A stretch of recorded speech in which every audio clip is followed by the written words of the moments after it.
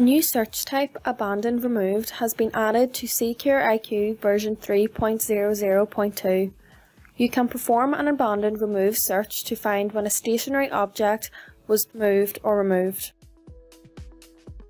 To perform an abandoned remove search, navigate to Monitoring, Video Monitoring, and click the Video Search button.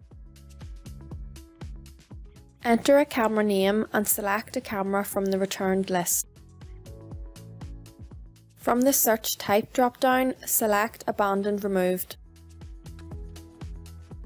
Select the time range and using the calendar icon, select a start, date and time. You can use the area selection tools to draw a region of interest or select a predefined alarm rule previously configured on the VideoEdge NVR. Once all parameters are selected and the search button is clicked, the device search results will populate. From here, you can view and export the footage.